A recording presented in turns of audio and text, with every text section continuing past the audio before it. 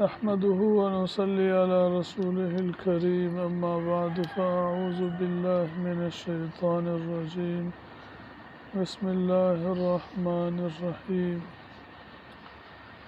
يا أيها الذين آمنوا ادخلوا في السلم كافة ولا تتبعوا خطوات الشيطان إنه لكم عدو مبين صدق الله مولانا العظيم۔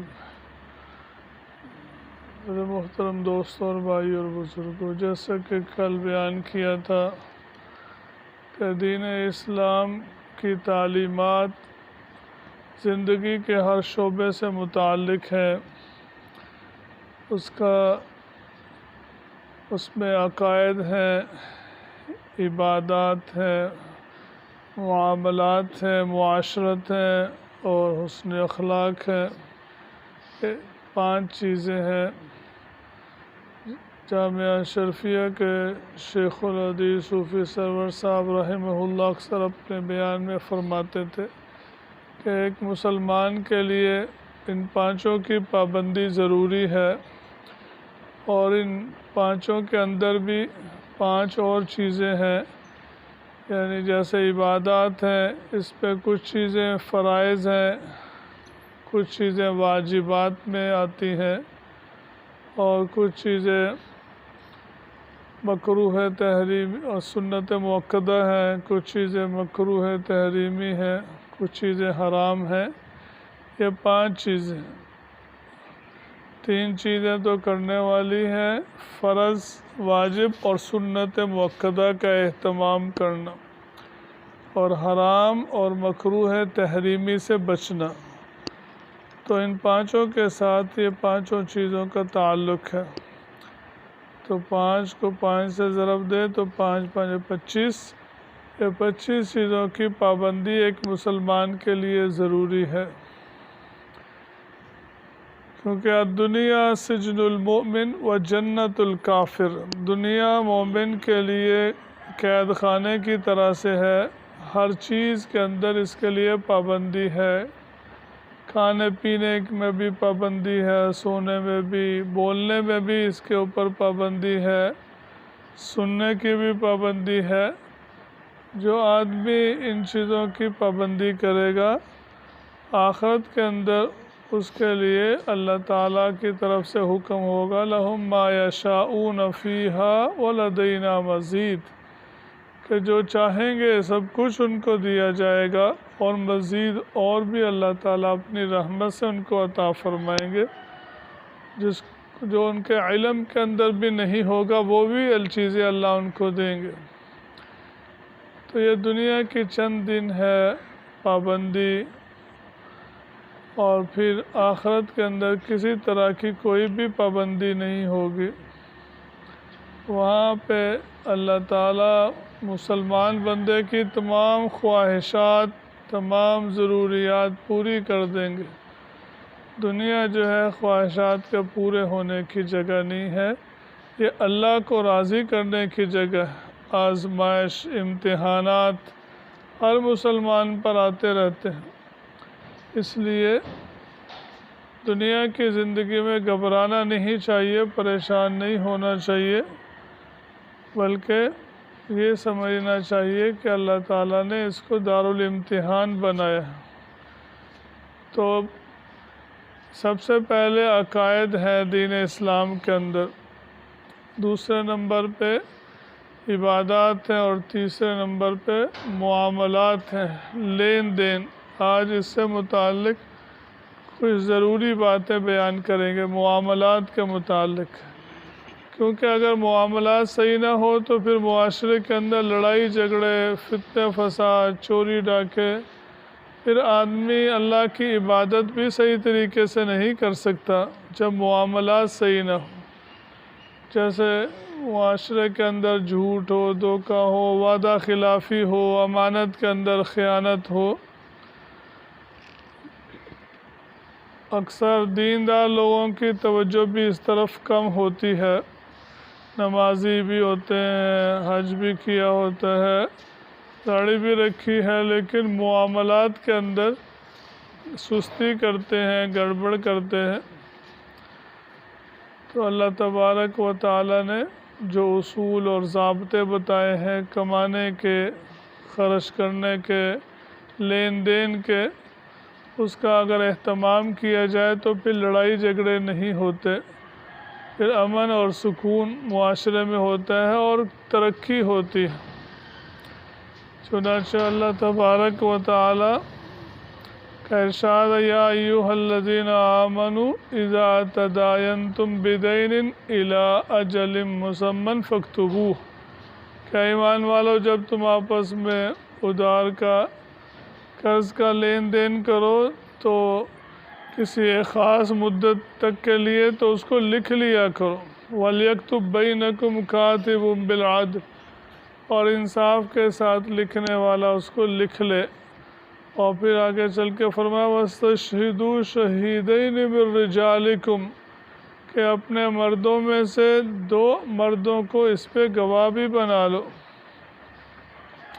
فَإِن لَّمْ يَكُونَا رَجُلَيْنِ فَرَجُلٌ وَامْرَأَتَانِ مِمَّن تَرْضَوْنَ مِنَ الشُّهَدَاءِ، اگر 2 مرد نہ ملتے ہوں، موجود نہ ہوں، تو 1 مرد اور 2 عورتیں اس کی جگہ پہ، 1 مرد کی جگہ پر 2 عورتوں کو گواہ بنا لو، کہ ایک اگر بھول بھی جائے، کیونکہ عورتوں میں بھول کا مرض نسیان زیادہ ہوتا ہے، اگر ایک بھول جائے تو دوسری اس کو یاد دلا لے،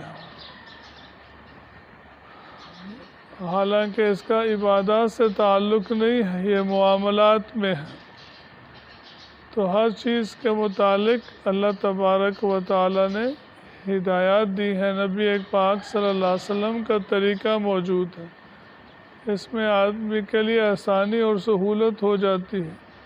لیکن بہت سے لوگ ہوتے ہیں پہلے لکھتے نہیں ہیں، گواہ نہیں بناتے، بعد میں پھر لڑتے ہیں آپس کے اندر، نفرتیں اور توڑ کا سبب ہوتے ہیں۔ کاروبار میں کہتے ہیں ٹھیک ہے، ایک دوسرے پہ اعتبار کرتے ہیں، بعد میں پھر لڑ رہے ہوتے ہیں۔ تو ہر چیز کا جو اصول اور ضابطہ ہے تو اس کو مطابق چلے تو پھر لڑائی جھگڑے نہیں ہوتے۔ نبی کریم صلی اللہ علیہ وسلم نے ارشاد فرمایا، التاجر الصدوق الامین مع النبیین والصدیقین، کہ ایک جو تاجر ہے، سچ بولنے والا، امانت دار، وہ نبیوں کے ساتھ، صدیقین کے ساتھ ہوگا، یعنی جنت کے اندر ہوگا۔ حالانکہ تجارت کر رہا ہے، خرید و فروخت کر رہا ہے، پیسے کما رہا ہے، لیکن اس کی تجارت امانت داری کے ساتھ ہے، سچائی کے ساتھ ہے، تو یہ بھی اس کی بخشش، نجات، اللہ کے قرب کا ذریعہ ہے، بڑے بڑے درجات کا ذریعہ ہے تجارت۔ تو یہ بھی ہمارا دین ہے، کاروبار کرنا، کمانا، کھیتی باڑی، ملازمت، جو بھی ہو، لیکن شریعت کی تعلیمات کے مطابق ہو تو یہ بھی اجر و ثواب کا ذریعہ ہے۔ ایک بزرگ کا واقعہ ہے کہ ان کا ایک مرید آیا ان کے پاس ملنے کے لیے، زیارت کے لیے، بڑی دور سے کسی گاؤں سے۔ تو انہوں نے اس سے پوچھا کہ کیسے آئے ہو، کس چیز کے ذریعے سے؟ اس نے کہا جی حضرت ٹرین کے ذریعے سے آیا ہوں۔ پوچھا کہ یہ جو تمہارے ساتھ بچہ ہے اس کی بھی ٹکٹ لی ہے؟ اس نے کہا جی ہاں۔ ویسے تو یہ 14 سال کا ہو گیا ہے، اس کی پوری ٹکٹ بنتی ہے، لیکن دیکھنے میں ابھی دبلا پتلا ہے، چھوٹا ہی دکھائی دیتا ہے، اس لیے اس کی آدھی ٹکٹ لے لی۔ تو 14 سال کے پوری ٹکٹ آتی ہے، لیکن دیکھنے میں چونکہ ہلکا پھلکا دبلا پتلا ہے تو اس کی میں نے آدھی ٹکٹ لی ہے، 14 سال سے کم کی آدھی ٹکٹ ہوتی ہے۔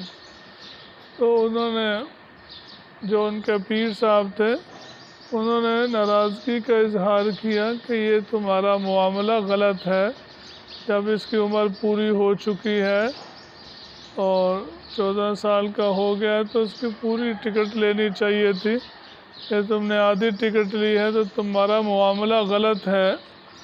ان کے ان کو انہوں نے اپنی خلافت دی ہوئی تھی، وہ بھی ان سے خلافت لے لی کہ تم اس کے اہل نہیں ہو، تمہارا معاملہ صحیح نہیں ہے۔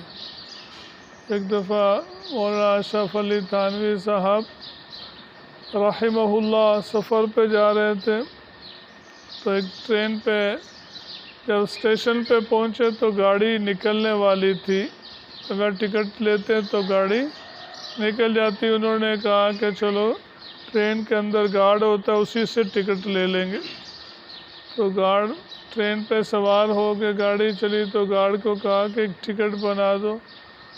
وہ اتفاق سے حضرت کا مرید ہی تھا، ان کو جانتا تھا۔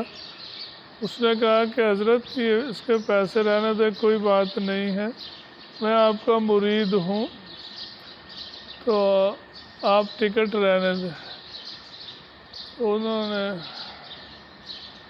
پوچھا کہ تم کہاں تک میرے ساتھ جاؤ گے؟ آگے کوئی دوسرا گارڈ آ جائے گا پھر وہ مجھ سے پوچھے گا ٹکٹ کے بارے میں۔ اس نے کہا جی میں اس کو کہہ دوں گا، کوئی ایسی بات نہیں ہے کہ یہ ہمارے شیخ ہیں۔ تو وہ پوچھا کہ وہ کہاں تک جائے گا؟ تو میرے ساتھ تو اس نے بتایا کہ وہ فلاں اسٹیشن تک جائے گا، جہاں تک آپ نے جانا وہاں تک وہ جائے گا، کوئی فکر کی بات نہیں۔ انہوں نے کہا کہ مجھے اس سے بھی آگے جانا ہے، یعنی ایک دن میں نے مرنا ہے، اللہ کے پاس جانا ہے، اللہ کو بھی جواب دینا ہے، وہاں میرے ساتھ کون جائے گا؟ یہاں تو تم ہو میرے ساتھ، آگے کسی اور کو بھی کہہ دو گے، لیکن ایک دن اللہ کے پاس بھی جانا ہے، تو تمہیں اس کا اختیار نہیں ہے کہ تم کسی سے ٹکٹ لو کسی سے نہ لو، تم تو اس کے ملازم ہو کہ لوگوں کو ٹکٹ بنا کے دو جو جلدی میں سوار ہو گئے ہیں۔ تو بہرحال جو اللہ والے ہوتے ہیں اپنے معاملات کو صحیح رکھتے ہیں، سیدھا رکھتے ہیں، شریعت کی تعلیمات کے مطابق رکھتے ہیں، تو اس سے لڑائی جھگڑے نہیں ہوتے۔ ایک عورت گاؤں دیہات سے آئی مولانا اشرف علی تھانوی صاحب رحمہ اللہ کے پاس، تو ایک پیالہ لے کے آئی ان کے لیے ہدیے کے اور گفٹ کے طور پر۔ حضرت کی 2 بیویاں تھیں، ایک چھوٹی ایک بڑی، تو اس عورت نے کہا جی میں یہ گاؤں سے آپ کے لیے ایک پیالہ لے کر آئی ہوں۔ پوچھا کہ یہ کس کے لیے ہے؟ کہتی سوچنے لگی، کہتی میں تو آپ لوگوں کے لیے لائی تھی۔ تو فرمایا کہ اچھا ہمیں معلوم ہو گیا کہ یہ ہم سب کا مشترکہ پیالہ، اس کا مالک کون ہے؟ عام طور پہ اگر بغیر پوچھے دے جاتی تو پتہ ہی نہ چلتا کس کو دیا ہے، چھوٹی کو دیا، بڑی کو دیا ہے، اور یا شیخ مولانا صاحب کو دیا ہے، تو آپ نے اس سے وضاحت اور صراحت پوچھ لی۔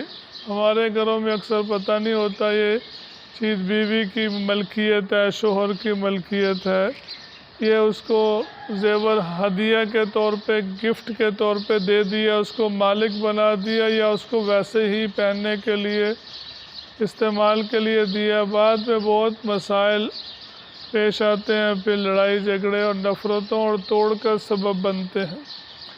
تو اپنے معاملات بالکل صاف کلیئر سچائی کے ساتھ امانت داری کے ساتھ ہوں گے تو پھر معاشرے کے اندر یہ لڑائی جھگڑے نہیں ہوتے، امن اور سکون ہوتا ہے۔ تو ایک شعبہ دین کے اندر ہے معاملات کا، لین دین ہو تو اس کو لکھ لکھا کر لیا جائے، گواہ بنا لیے جائے، تاکہ بعد میں اختلاف نہ ہو، مسلمانوں کے درمیان لڑائی نہ ہو، نفرت نہ ہو۔ اللہ تبارک و تعالی ہم سب کو دین کی صحیح سمجھ عطا فرمائے اور عمل کرنے کی توفیق عطا فرمائے۔ الحمدللہ رب العالمین والصلاة والسلام علی سید الانبیاء والمرسلین۔ ربنا آتنا فی الدنیا حسنة وفی الآخرة حسنة وقنا عذاب النار۔ اللهم لا مانع لما أعطيت ولا معطي لما منعت ولا ينفع ذا الجد منك الجد. اللهم إنا نسألك الهدى والتقى والعفاف والغنى. اللهم أعنا على ذكرك وشكرك وحسن عبادتك. جزا الله عنا سيدنا محمد ما هو أهله. وصلى الله تعالى على النبي الكريم وعلى آله وأصحابه أجمعين برحمتك يا أرحم الراحمين.